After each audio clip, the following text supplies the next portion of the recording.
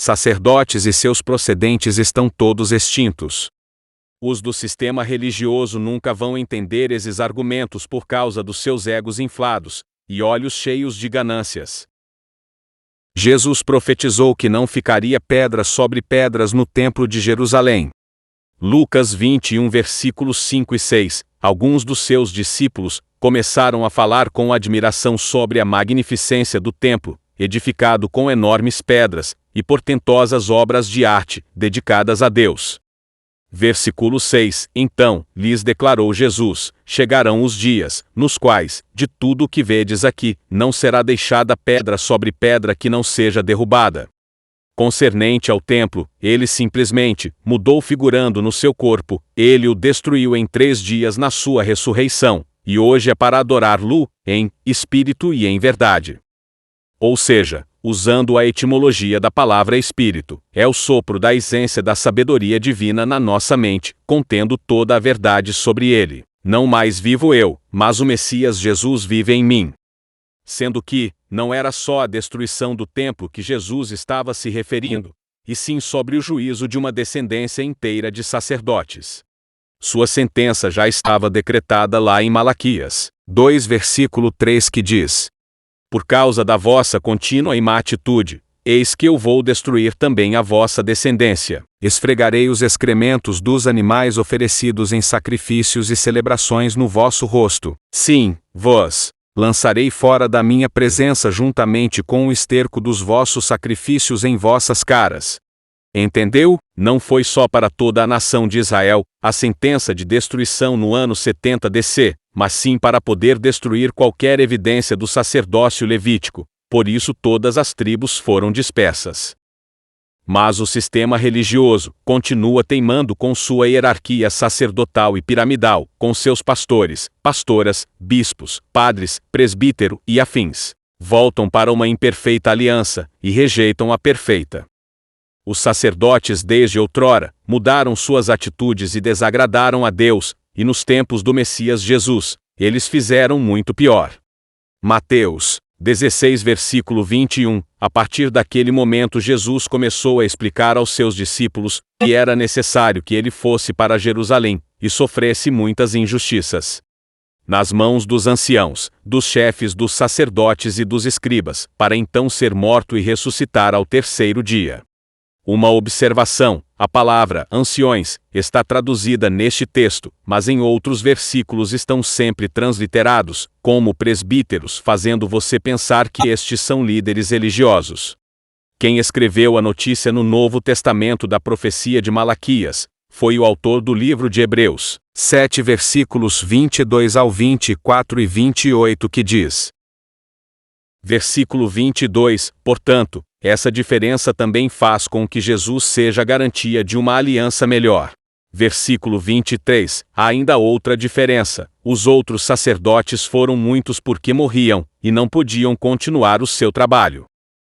Versículo 24, mas Jesus vive para sempre, e o seu sacerdócio não passa para ninguém. Versículo 28, a lei de Moisés escolheu homens, que são imperfeitos, para serem grandes sacerdotes. Mas, pela promessa feita com juramento, a qual veio depois da lei de Moisés, Deus escolhe o Filho, que se tornou perfeito para sempre. O sistema religioso leva as pessoas a crerem em homens que misturam a antiga aliança com a nova aliança da graça. Vejamos o que diz em Hebreus 8 versículos 6 e 7.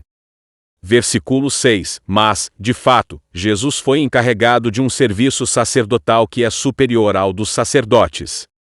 Pois a aliança que ele conseguiu é melhor porque ela se baseia em promessas de coisas melhores.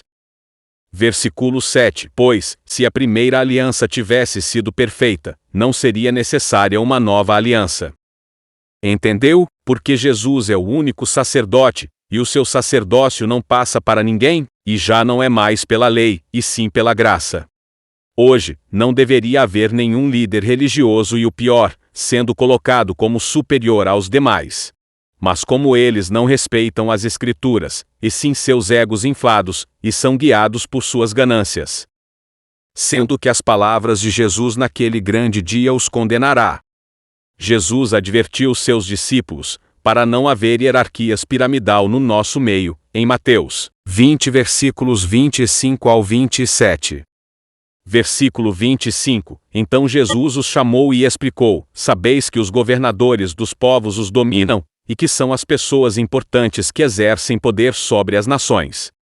Versículo 26, não será assim entre vós. Ao contrário, quem desejar ser importante entre vós, será esse o que deva servir aos demais. Versículo 27, e quem quiser ser o primeiro entre vós, que se torne vosso escravo. Em Efésios 4 versículo 8 fala-se de dons, não títulos eclesiásticos, e nem de hierarquia piramidal, como pensa o sistema religioso.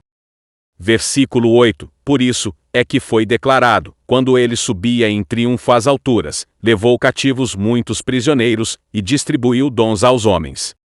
Já no versículo 11 de Efésios 4, Paulo fala dos 5 trabalhos de Jesus ministrado na sua missão terrena. Efésios 4 versículo 11, assim, ele designou alguns para apóstolos, outros para profetas, outros para evangelistas, e outros para pastores e mestres. Ora, se fosse verdade a interpretação do sistema religioso concernente à hierarquia piramidal, Paulo e os outros tratariam uns aos outros como pastores, evangelistas, mestres e afins, sendo que não há nenhum registro afirmando que eles agiam desta maneira.